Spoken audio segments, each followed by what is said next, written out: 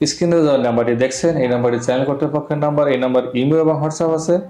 বোনটির ব্যাপারে কোনো কিছু জানার থাকলে চ্যানেল কর্তৃপক্ষের সাথে যোগাযোগ করবেন। আমার তথ্য আপনাদেরকে বিয়ে শাদী দিয়ে দেই, আপনার সাথে যোগাযোগ করাই দেই, পরে আপনারা হাতের সাথে যোগাযোগ রাখেন না, খারাপ ব্যবহার করেন, লোকজন তখন আমাদেরকে গালাগালি করে। তাহলে কি ভাই আমরা এটা করে কি অন্যায় করে ফেলাইছি? না না না, তা আপনি এরকম কিছু করবেন না তো আবার? না না না, আমাদের ভিতরে হেয়া নাই। আচ্ছা, আমি চাই আমার পর্দা, আমার 4টা বোন আছে, বোনেরও আমার ভাবি আমার মতনই দিতে চাই। আপনি নামাজ রোজা করেন? হ্যাঁ, নামাজ রাখি, রোজা পড়ি। স্বামীকে ভালোবাসতে হবে, স্বামীর শ্রদ্ধা করতে হবে, স্বামীর সাথে মিলেমিশে থাকতে হবে, এগুলো বুঝেন?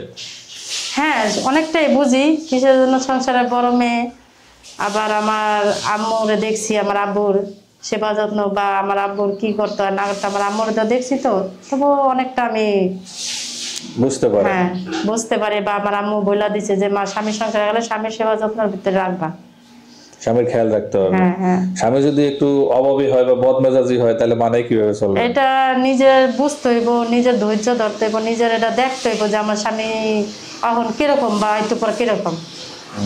আচ্ছা, আমার নাম শিমু, বাড়ি বাগেরহাট। আমরা 5 বোন, 1 ভাই। আমার আব্বু আছে, আম্মু নেই। আমার বয়স 28।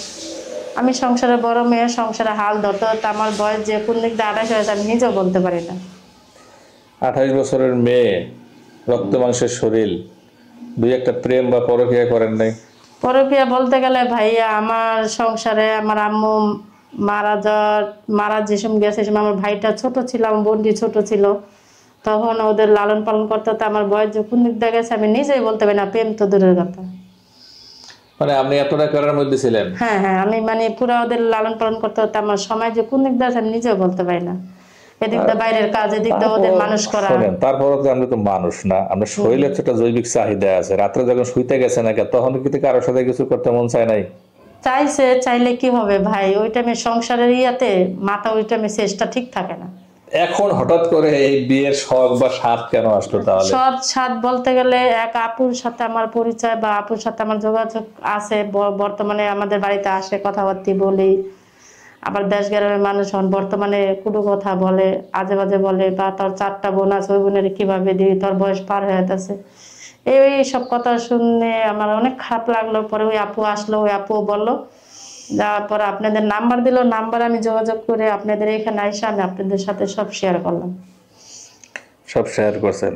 এখন ইচ্ছা কি একটা ভালো মনের মানুষ? ইচ্ছা বলতে গেলে আমার একটা ভালো মনের মানুষ, একটা ভদ্র, একটা অনেক মানে একটা ছেলে আমি চাই, নামাজ রোজা বা ভদ্র। আপনি কি ভালো মানুষ? ভালো বলতে গেলে ভাইয়া, আমি কমো না যে ভালো না খারাপ, কিন্তু একমাত্র আল্লাহ আমার এই দুনিয়ায় পাঠাইছে। আমি এখন বর্তমানে নামাজ রোজা বা সব দিক দিয়ে আমি একটা গরিবের মেয়ে। আমি এখন নিজে আমি ভালো মনে করি না, তারপরে যদি মাইসে মনে করে আমি খারাপ, তাহলে মনে করি এটা ভাগ্যের উপরে নির্ভর।